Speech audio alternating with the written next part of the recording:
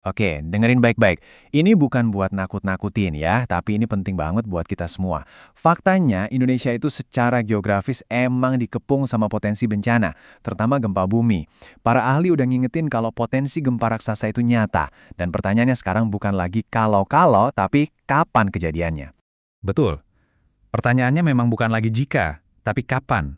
Dan bagi dua wilayah terpadat di Indonesia, yaitu Aceh dan Jawa, rasanya waktu kapan itu semakin dekat.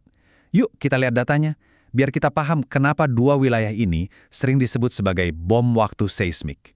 Coba deh, perhatiin angka-angka yang Anda lihat ini. Ini bukan data sembarangan loh. Masing-masing angka itu mewakili energi seismik yang luar biasa besar yang sekarang lagi terperangkap di bawah sana. Biar kebayang, gempa Aceh 2004 yang menewaskan lebih dari 200.000 orang, itu kekuatannya 9,1. Sekarang, lihat lagi daftarnya. Potensi di Jawa, sama besarnya. Dan di segmen Aceh Andaman, malah lebih besar lagi. Nah, jadi kenapa sih Indonesia ini kayak jadi pusatnya gempa bumi?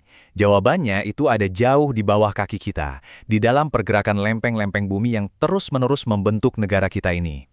Bisa dibilang Indonesia itu ada ya, karena lempeng-lempeng ini saling dorong. Pertemuan mereka membentuk kepulauan kita yang indah ini. Tapi ya itu dia, efek sampingnya adalah sekitar 10.000 gempa bumi setiap tahun. Kebanyakan sih kecil, dan itu sebetulnya bagus, karena artinya energinya lepas sedikit-sedikit.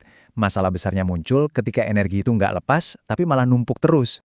Bayangin deh, kamu lagi nekuk sebuah ranting. Kalau patahnya dikit-dikit, ya nggak masalah. Tapi gimana kalau ranting itu kamu tekuk terus-menerus selama ratusan tahun tanpa pernah patah? Sekalinya patah, energinya bakal dahsyat banget. Nah, itulah yang lagi terjadi di bawah Selat Sunda dan Mentawai. Tekanannya numpuk terus, udah kayak panci presto yang siap meledak. Gempa bumi itu fenomena alam. Kita nggak bisa nyegah. Tapi bencana, nah itu cerita lain. Bencana itu seringnya buatan manusia. Kelalaian kita lah yang mengubah getaran bumi jadi tragedi kemanusiaan. Dan nggak ada yang bisa ngegambarin ini lebih jelas daripada perbandingan dua gempa yang kekuatannya hampir sama persis ini. Magnitudonya sama, jenis ancamannya, tsunami, juga sama. Tapi coba lihat perbedaannya. Gempa di Jepang itu menghantam wilayah perkotaan yang jauh lebih padat loh. Tapi kok jumlah korban jiwanya bisa lebih dari 10 kali lebih sedikit? Kenapa? Jawabannya cuma satu kata, persiapan. Grafik ini nunjukin semuanya. Perbedaan antara 18.000 sama 200.000 korban jiwa itu bukan soal kekuatan gempa, sama sekali bukan. Ini adalah soal kekuatan mitigasi, pendidikan, dan kesiapsiagaan. Gampangnya gini, Jepang siap, sementara kita enggak. Oke, jadi sampai di sini kita mulai sadar kan, ancaman terbesarnya itu bukan getaran tanah atau gelombang yang datang.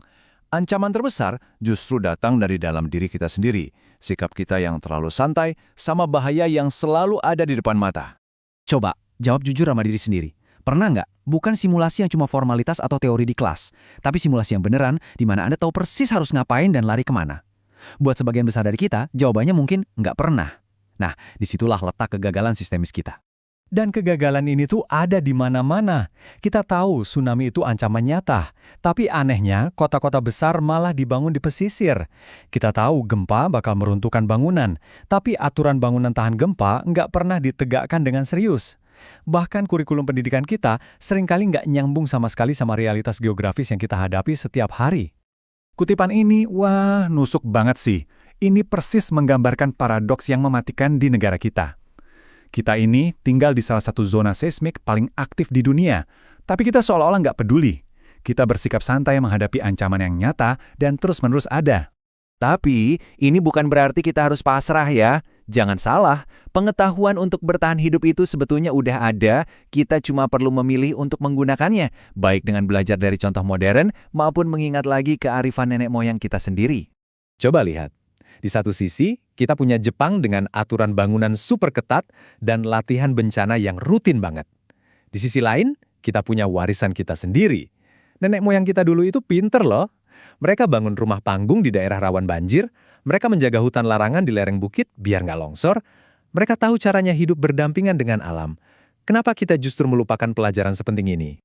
Keberhasilan Jepang itu bukan keajaiban. Semuanya direncanakan dengan matang. Pertama, mereka merancang lingkungannya agar aman. Kedua, mereka melatih masyarakatnya agar tanggap. Dan ketiga, mereka melengkapi warganya agar terlindungi. Ini adalah model yang sangat bisa kita tiru. Jadi kita sekarang ada di persimpangan jalan. Kita bisa terus santai dan berharap yang terbaik, atau kita bisa mulai membuat perubahan yang kita butuhkan untuk bertahan hidup dari sesuatu yang kita tahu pasti akan datang. Pada akhirnya, keselamatan nasional itu bergantung pada pemahaman kita terhadap lingkungan. Para pemimpin kita harus memprioritaskan kelangsungan hidup rakyat di atas keuntungan jangka pendek. Mereka harus sadar, menanam lebih banyak kelapa sawit sambil mengabaikan resiko gempa itu bukan kebijakan yang bijak. Kalau ada satu hal yang harus Anda ingat dari obrolan kita kali ini, inilah dia. Alam akan melakukan apa yang seharusnya ia lakukan. Itu siklusnya. Tragedi yang sebenarnya, bencana yang sebetulnya bisa dicegah, adalah kegagalan kita untuk menghormati kekuatan alam dan mempersiapkan diri dengan benar. Pertanyaan ini bukan buat para ahli geologi atau politisi saja loh. Ini buat kita semua, buat setiap guru, setiap orang tua, setiap warga negara. Gempa besar itu akan datang. Jadi apa yang akan kita lakukan untuk menghadapinya?